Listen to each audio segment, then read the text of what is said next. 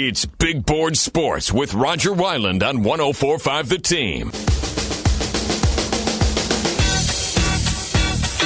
Roger Weiland back with you, Siena basketball segment every Wednesday morning here on Big Board Sports. We're joined by women's head coach Jaques. And Coach, good morning. Thanks for a few minutes.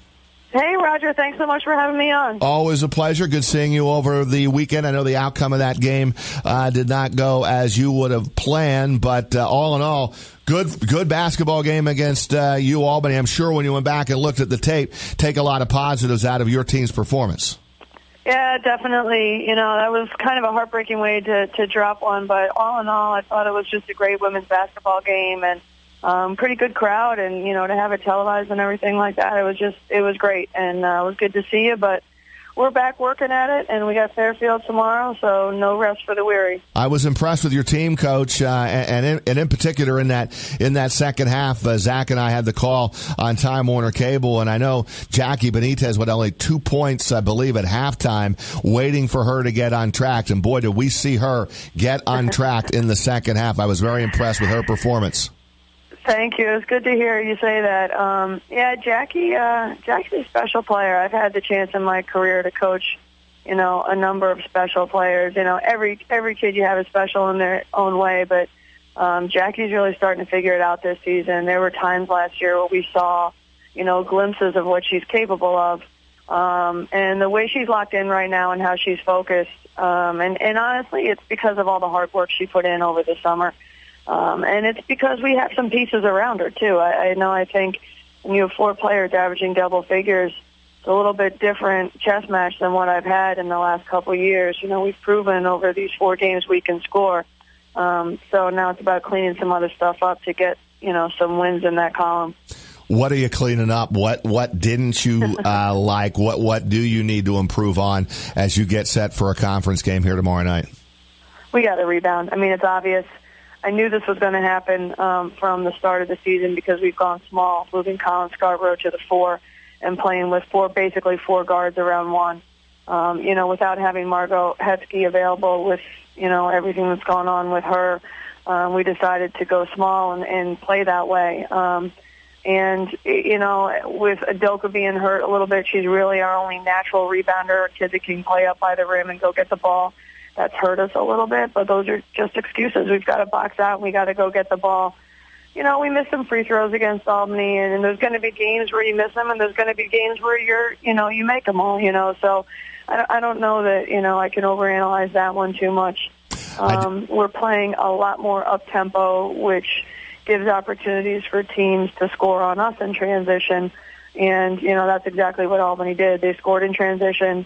And they rebounded the ball extremely well, which is what they're known for and what they've done for the last 4 years and what they've done with Coach Mack. So, you know, those things were exposed, and those are things we can control, you know. So as a team, we've got to grow up and control them. Siena women's basketball coach Jaques here. We talk Siena basketball every Wednesday morning here on Big Board Sports. And Siena women home tomorrow night, Fairfield in town. We'll get a preview here in just a sec. But, Coach, I got to ask you about your defense, too, because I also was impressed with, and I've noticed this from your teams over the years, you do get after it defensively. That press I thought was effective against Albany. Your half-court defense, I thought you turned that up in the second half as well. Tell me about the way you prepare your team defensively.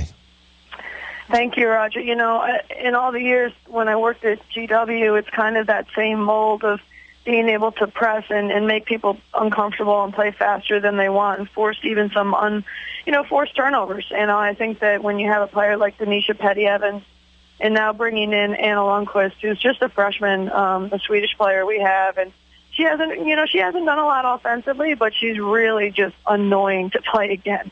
Excuse me. So they really spearhead our press, and it allows players like Benitez and Scarborough to be a little more, to gamble at times and run through passing lanes. We have to be a little more locked in the half court. You know, I thought Hickston went off on us a little bit against Albany, and we had said, you know, that player's a player we have to find. So we have to be a little bit more locked into shooters against our matchup against Liz. And there's some more elements to it that we need to add. We can trap more out of it, which we really haven't gotten to, and double down on the post at times, which we probably could have done a little more of against Albany. And, you know, if you can tell anything about me, Roger, I beat myself up a little bit, and hindsight's always 20/20. But we're on the right track. I love our intensity, and when you can get kids to play hard and play for each other, you know, that's just the tip of the iceberg for us. Yeah, you got to let that one go, Coach. I know your team overall played. I mean, that game could have went either way on Sunday because you had an 8-point lead with 2 minutes to go, and you make some foul shots down the stretch right there. Probably is the difference in the game. Well, and Tate just took over when she needed to, and she's a senior who, you know, I have a lot of respect for. You know, she banged that three, and then she got fouled at the end. We talked about that one afterwards, but no, foul, so. she's very talented, no doubt about that. Coach, what's the matchup like? And obviously, as we always see, even with the men, it's like, all right, the non-conference is great, but the real deal is to win conference games, and you got one of those coming up tomorrow night. For those who are going out to the Arc in Loudonville to see Jaques and the Siena women play, you got Fairfield in town. What's the preview there? Well, this one's always a rivalry. You know, Siena-Fairfield goes back a long way. It is a complete clash of styles.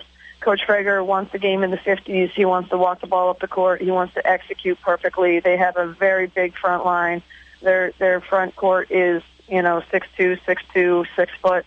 I think our pressure and our speed can be an advantage. It has to be.